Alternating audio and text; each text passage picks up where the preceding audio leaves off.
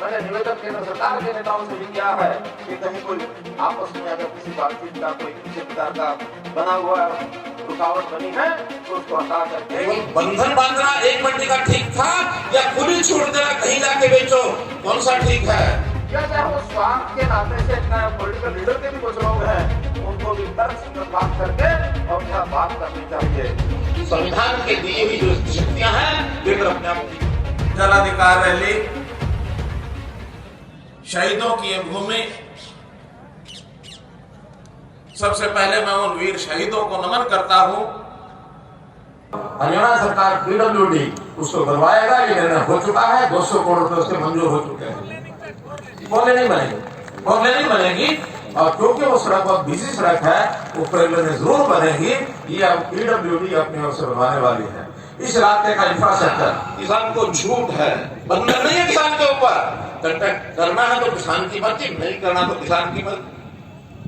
फिर जब भंडारण की बात आई, हैरानी की बात यह है कि आज पूरे देश में चाहे अनाज हो चाहे फल सब्जियां हो, हमारे भंडारण की जो आवश्यकता है उसके अभाव में 30,000 करोड़ रुपए का हर साल नुकसान होता है। और अगर हरियाणा में लगा ले उसका हिस्सा 700 करोड़ रुपए नुकसान हो जाता है। हमारे भंडारों में उपयोग नहीं होता, गल जाता है। और कुछ तो गिरोह बने हुए उस भंडार को उसको खराब करने के लिए। क्यों कि खराब जो अनाज है वो कुछ जगह पर काम आता है, खास करके शराब के कारखाने। खराब अनाज होगा तो सस्ते दाम में खरीद में जाएंगे। उनकी रुचियां खराब करने में सब्जियां खराब हो जाती है, किसी के मुंह नहीं लगती, किसी के पेट में नहीं जाती, फल खराब हो जाते हैं। हमने उसका प्रबंधन किया कि नहीं, भंडारण के लिए किसानों को भी, कंपनियों को भी, जो व्यापार करना चाहे उसको, जो भंडारण करना चाहे उसको, केंद्र सरकार उसको पैसा देगी। 1 लाख करोड़ रुपया किसानों के लिए इंफ्रास्ट्रक्चर पैदा करने के लिए आज जरूर किया गया है आत्मनिर्भर भारत में। 1 लाख करोड़ रुपए उसकी कुछ फार्म भरने हैं, कुछ काम करना है तो उसके अंदर से आप वेयर हाउस बनाओ, कोल्ड स्टोरेज बनाओ, कोई व्यवस्थाएं खड़ी करो ताकि अपने अनाज को, अपने फल को, सब्जियों को आप खराब ना होने दें। ये सारे विषय इसलिए कि आज आधुनिक तरीके पर बहुत उत्पादन बहुत हो रहा है। इस उत्पादन को भी बढ़ाया जा सकता है, लेकिन उत्पादन होने के बाद उसका फल तो मिले। खरीदने के लिए सरकार खरीद भी लेगी, खराब होगा तो नुकसान अगर सरकार का होगा तो जनता का ही होता है। इसलिए किसान अपना भंडारण करे, जो आज का भाव है उससे ज्यादा भाव पर बेचे। और यहाँ का किसान वो चाहे देश के किसी कोने में और चाहे तो विदेश में, दुबई के लिए भी अपना माल तैयार करके वहां का किसान भी खरीद सकता है। पोर्टल बन गए हैं। आज हमारी मंडियां 104 मंडियों में से 88 मंडियां ऐसी हो गई जो ऑनलाइन हो गई है। उसके अंदर कुछ सुविधाएं पैदा की जाएगी कि आपकी ग्रेडिंग है, पैकिंग है, उसकी सर्टिफिकेशन है, उसका जो उत्पाद का गुणवत्ता है उसको बढ़ाया जाएगा। हम भी चाहते हैं गुणवत्ता अच्छी हो, फसल अच्छी हो, दाम अच्छे मिले, किसान की आमदन बढ़े। तो मित्रों ऐसे बहुत से जो सुविधाएं किए गए हैं। अब इसमें जो कि इस दक्षिण हरियाणा की धरती में जो कुछ मैं आज खड़ा होकर के बोल रहा हूं, इसमें विशेष तौर पर हमने हरियाणा में बहुत कुछ किया है। लेकिन इस दक्षिण हरियाणा में जैसे हमारे डॉक्टर अभय सिंह जी बता रहे थे, जब भी कोई तरह का विषय आया, चाहे खेती का, किसान का, पानी का, चाहे वो 143 करोड़ रुपए की बात है, चाहे वो जवाहरलाल नेहरू कैनाल की और 2300 करोड़ रुपए के प्रोजेक्ट हैं, सब मंजूर हो गए हैं, काम चल रहे हैं। और कोशिश करने वाले 2022 तक किसानों की आय हम डबल करेंगे। और उस डबल आय करने का जो संकल्प था उसमें बहुत से पड़ाव थे, एक एक पड़ाव को आगे बढ़ा रहे थे। और ये जो एक 3 अध्यादेश जारी किए गए, बाद में लोकसभा में, राज्यसभा में वो पारित होकर के आज कानून बन चुके हैं, उनके प्रति कुछ एक मुट्ठी भर ऐसे जो लोग जो वास्तव में राजनीति से प्रेरित हैं, कोई किसानों के प्रतिनिधि ऐसा मैं बिल्कुल नहीं मानता, लेकिन राजनीति से प्रेरित होकर के विरोध करने पर भी उतर आए। उसमें से ये लगा कि आखिर इन बिलों के ऊपर समर्थन करने वाले लोगों को भी इकट्ठा किया जाए। और उसी कड़ी में हमने कई कार्यक्रम किए हैं। महीना भर पहले हमने प्रदेश भर में किसानों की ट्रैक्टर रैली निकाली थी। सैकड़ों की संख्या में 500-500, 700 ट्रैक्टर कई से भी ज्यादा थे। पूरे प्रदेश में जिला स्तर पर ये रैलियां हुई थी। अभी कल की बात है जो धनखड़ जी बता रहे हैं, केवल अपने जिले को छोड़कर, क्योंकि आज यहाँ रैली थी, बाकी सब जिला केंद्रों पर उपवास के कार्यक्रम किए गए। आप याद कराना था एमएसपी की एक 50 साल की यात्रा के बाद अगले 50 साल 2017 से, क्योंकि 16 में हम 14 में शासन में आए, केंद्र सरकार में भी और प्रदेश सरकार में भी लगातार 16-17 से चर्चाएं शुरू की।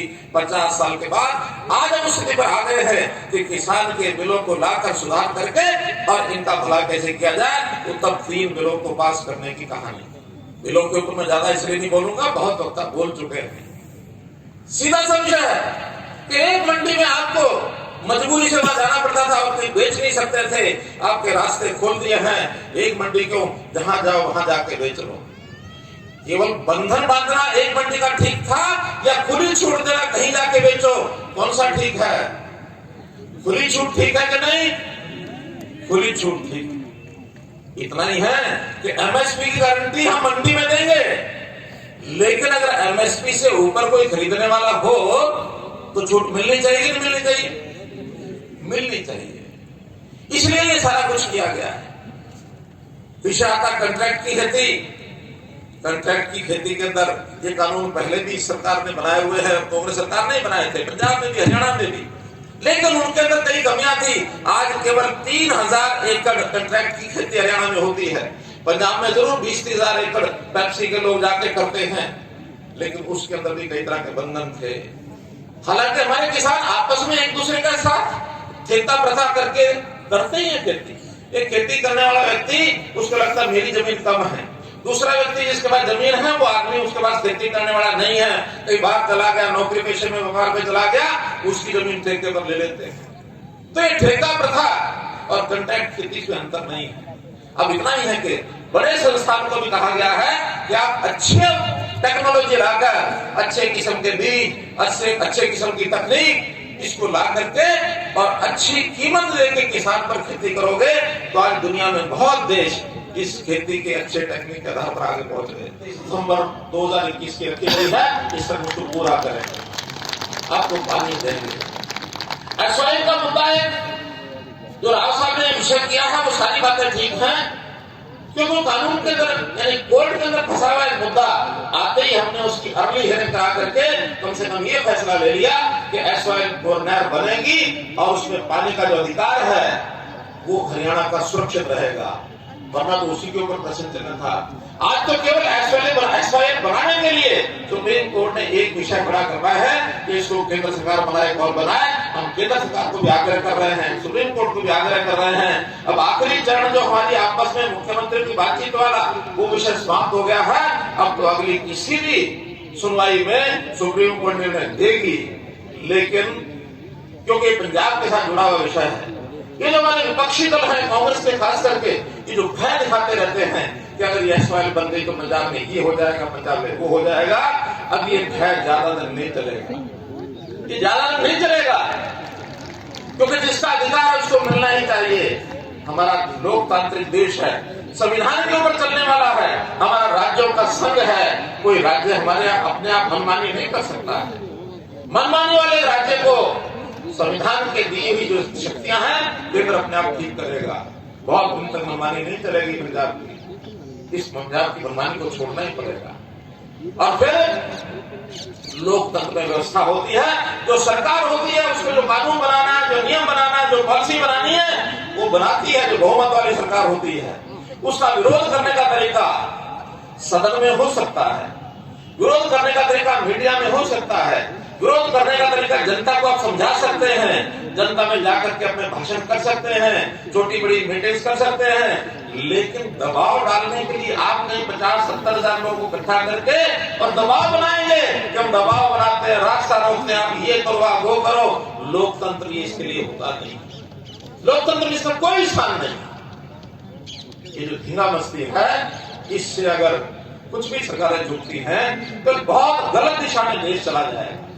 हम सबको मालूम हो सकती है कि उस समय इन सुधारों को लागू करने के लिए 4-5 मुख्यमंत्रियों की जो कमेटी बनी थी उसमें हरियाणा के मुख्यमंत्री भूपेंद्र सिंह हुड्डा भी थे, पंजाब के मुख्यमंत्री भी थे, बंगाल के मुख्यमंत्री थे, महाराष्ट्र के मुख्यमंत्री थे, इनकी कमेटी बनी।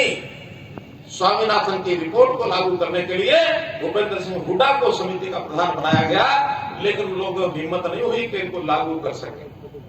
डरते थे, इनको हमेशा भय सताता था। कांग्रेस की एक नीति रही है हमेशा, जैसे हो वैसे ही चलते रहो, यथास्थितिवादी, कुछ भी सुधार करने की जरूरत नहीं है। क्योंकि अगर बहुत ज्यादा पढ़ाई लिखाई कर दी, बहुत ज्यादा लोगों की आमदन के साधन बना दिए, लोग अगर आप आत्मनिर्भर होकर के पैरों पर खड़े हो गए तो तुम्हारी राजनीति बेकार हो जाएगी। 40 साल तक देश के आजाद होने के बाद गरीबी मिटाओ, गरीबी हटाओ, इस नाम से राजनीतिक रोटियां सेकते रहे। 1970 में यही नारा दिया गया। बाद में जब जब कांग्रेस ने चुनाव कि गरीबों का हमने कल्याण करना है, गरीब के कल्याण की योजना, नीति, पॉलिसी, कानून कभी नहीं बनाया। मित्रों, हम इस 6 साल के शासनकाल में देखते हैं, नरेंद्र मोदी जी की सरकार हो या जहां जहां भारतीय जनता पार्टी की सरकार है, हरियाणा समेत, एक के बाद एक योजनाएं हमने बनाई।